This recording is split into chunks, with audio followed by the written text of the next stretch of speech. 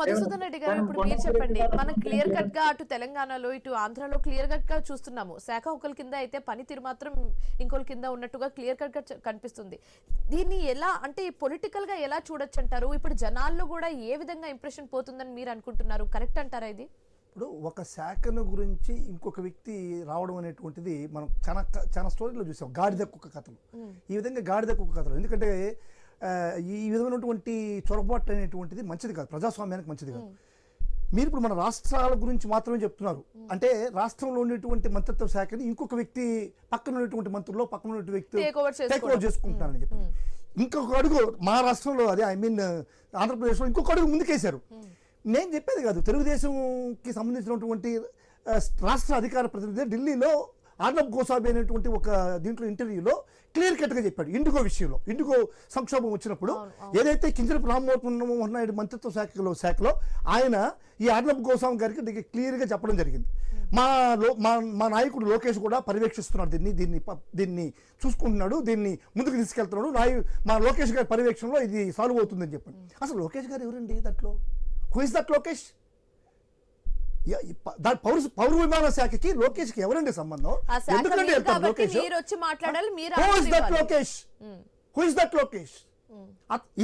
ఇది ఆంధ్రలో ఉన్నటువంటి పరిస్థితి. ఇంకొక సిచ్యువేషన్ చెప్తాను చూడండి.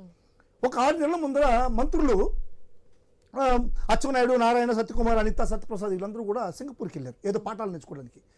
అసలు పాఠాలు నేర్చుకోవడానికి ఎందుకు పోవాలో అర్థం కావట్లేదు. ఇక్కడ ఉండేది విజనరీ చంద్రబాబు నాయుడు, ప్రపంచానికే పాఠాలు నేర్పించేటువంటి వ్యక్తి యొక్క సారథ్యంలో ఉన్నటువంటి ఈ మంత్రులు పాఠాలు నేర్చుకోవడానికి సింగపూర్కి పోవడం ఏంటి? అవివేకం కదా. సరే నేర్చుకొని పోయారు, అది ప్రజల అవివేకం, తప్పుపడుతున్నాం, ఓకే. దాంట్లో పోయినటువంటి అచ్చెన్నాయుడు ఏం మంత్రి అండి? వ్యవసాయ శాఖ మంత్రికి సింగపూర్లో ఏం పని? ఒక్క స్క్వేర్ ఇంచు కూడా వ్యవసాయం లేనటువంటి సింగపూర్లో వ్యవసాయ శాఖ మంత్రికి ఏం పని? ఇటువంటి పరిస్థితి కూడా మనం గమనించాలి.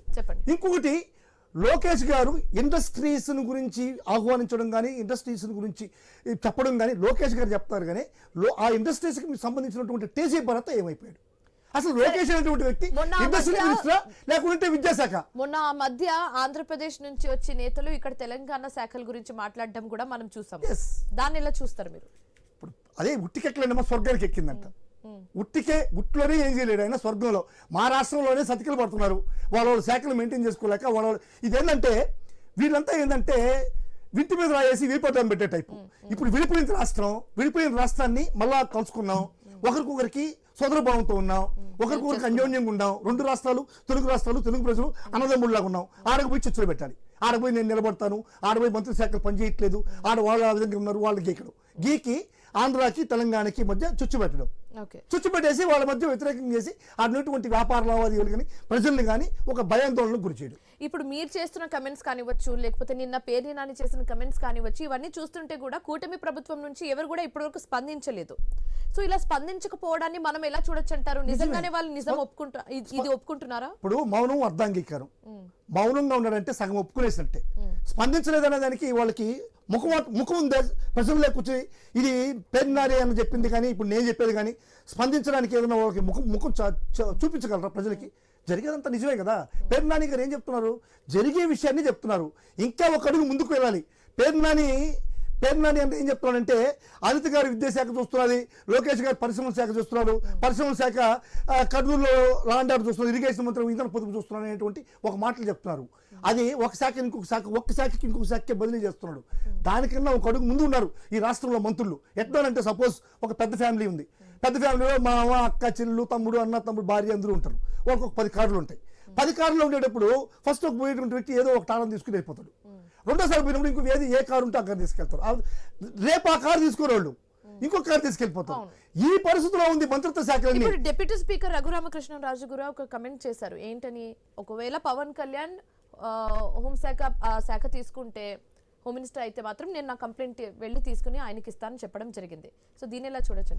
ఇప్పుడు మీరు డిప్యూటీ స్పీకర్ అయినటువంటి రఘురామకృష్ణరాజు ఈ రోజు చేస్తున్నటువంటి ఆ మాటలు, అతని మాటలు వింటే అసలు డిప్యూటీ స్పీకర్కి అతను పనికొస్తాడని ఉంటుంది. అతని పైన తమిళనాడులో మనకు తెలియని విషయాలు కొన్ని ఉన్నాయి.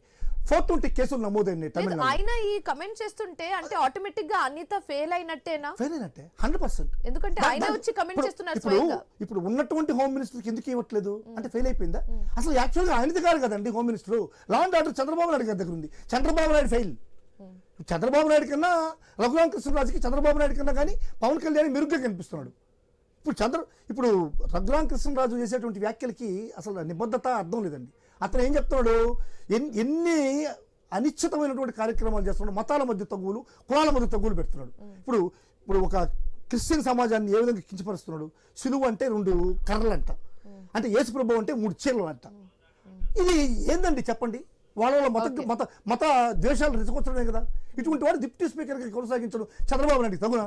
అంటే చంద్రబాబు నాయుడు కూడా ప్రోత్సహిస్తున్నాడా? మీ హయాంలో ఇలాంటివి ఏం ఎట్టి జరగలేదు పరిస్థితుల్లోనూ జగన్మోహన్ రెడ్డి గారు ఇటువంటి వాటికి ఆస్కారం ఇచ్చేటువంటి ఎప్పుడు జరగలేదా? జరిగే పరిస్థితి ఎట్టి పరిస్థితులు జరగడానికి జరగలేదు, జరగపోదు కూడా.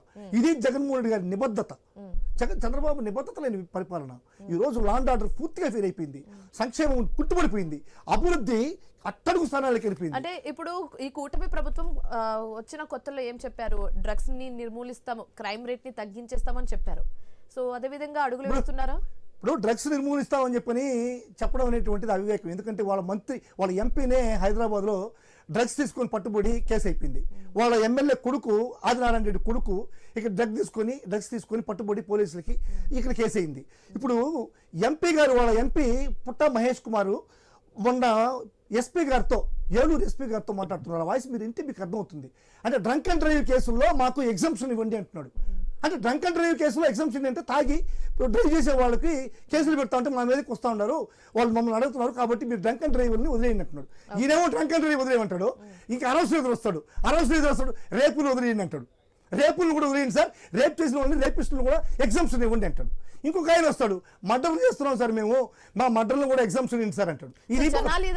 చూస్తున్నారని చెప్తున్నారు. ఖచ్చితంగా చూస్తున్నారు వాళ్ళ యొక్క పనితీరులు. ఈ రోజు చంద్రబాబు నాయుడు గారి, పవన్ కళ్యాణ్ గారిని నేను సూటిగా ప్రశ్నిస్తున్నా. ఇది పనికాహార పథకం కింద నిన్న కోడూరులో ఒక మీటింగ్ జరిగింది. ఇదే పవన్ కళ్యాణ్ వాళ్ళ ఎమ్మెల్యే అరవస్ లీడర్ని నేను కార్యక్రమాల నుంచి దూరంగా ఉండని చెప్పని నేను ఒక లెటర్ ఇచ్చాను, వాళ్ళని పక్కన పెడుతున్నామని చెప్పిన 3 నెలలు కూడా కదా. ఇప్పుడు బీరామ్జీ ప్రోగ్రాంలో ఎమ్మెల్యే మాట్లాడుతున్నాడు, పవన్ కళ్యాణ్ అరెస్ట్ చేస్తున్నాడు, సీఎం అరెస్ట్ చేస్తున్నాడు, కేంద్ర మంత్రులు అరెస్ట్ చేస్తున్నాడు. ఏం దుర్మార్గం ఇది? ఇదే మీ నిబద్ధత. చీఫ్ జస్టిస్ కానించి ఇప్పుడు అరవసర విషయం దాకా పవన్ కళ్యాణ్ యొక్క మాట నిబద్ధత, పవన్ కళ్యాణ్ ఉండేటువంటి మాట విలువ అర్థమైపోయింది ప్రజలకి.